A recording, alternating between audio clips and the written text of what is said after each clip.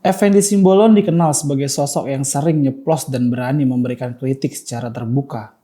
Banyak tokoh besar yang telah dikritiknya, termasuk Jokowi.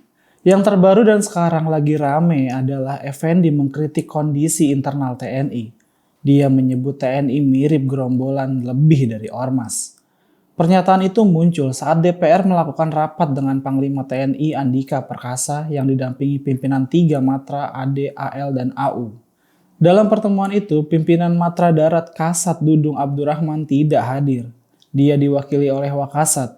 Karena itu, Effendi kemudian menyebutkan ada hal yang tidak harmonis di tubuh TNI. Dia meminta Panglima dan Kasat tidak mementingkan ego, karena itu akan berdampak pada soliditas TNI. Akibat pernyataan itu, banyak anggota TNI yang marah. Mereka menuntut Effendi untuk minta maaf. Akhirnya Effendi minta maaf pada seluruh jajaran TNI, termasuk pada Panglima TNI Andika Perkasa dan seluruh pimpinan Matra TNI. Ulah Effendi memang bukan hal yang pertama. Sekedar mengingatkan saja, pada tahun 2015, Effendi bahkan menuntut Jokowi mundur karena dianggap tidak bekerja dengan baik.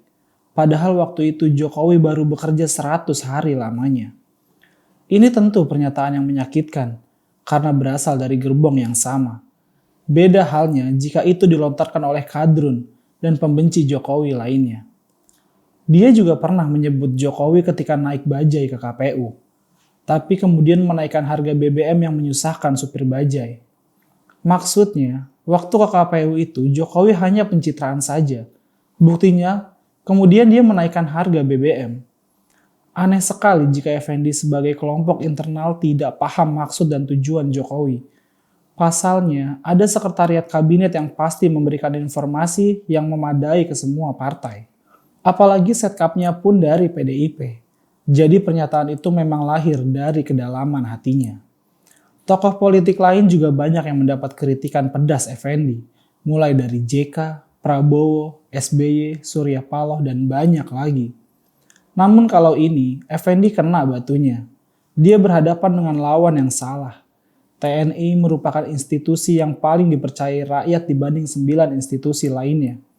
Dalam survei Carta Politika 2021 misalnya, TNI menjadi institusi paling dipercayai rakyat dengan perolehan suara 88,3%. Nomor 2, institusi kelembagaan presiden. Perolehan angkanya 77,6%. Sementara DPR menjadi yang paling buncit dengan perolehan suara 51,1%. Dari data ini saja sudah terbaca bahwa rakyat ada di belakang TNI. Jadi kalau DPR yang diwakili Effendi hendak macam-macam dengan TNI, yang menjadi lawannya justru rakyat. Inilah barangkali yang kemudian membuat Effendi jiper. Biasanya dia bebas mengkritik orang dan tidak ada yang memaksanya minta maaf.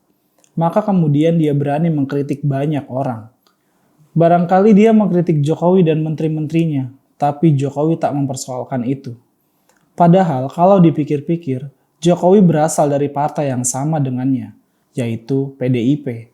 Tapi kenapa kritikan semacam itu tega dia keluarkan? Kali ini Effendi harus membayar mahal. Untungnya dia segera meminta maaf, sehingga kemarahan anggota TNI di seluruh Indonesia dapat diredam.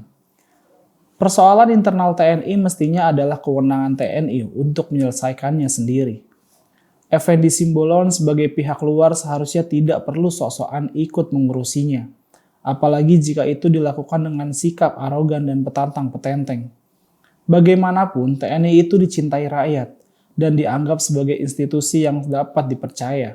TNI juga merupakan benteng pertahanan Indonesia. Jika ingin mengkritik kekurangannya, maka mestinya itu dilakukan dengan baik melalui jalur-jalur semestinya. Jangan mentang-mentang wakil rakyat, lalu merasa superior dan berada di atas semuanya. Kasus ini semoga menjadi pelajaran berharga buat Effendi. Jangan merasa jagoan dan arogan, karena di atas langit masih ada langit.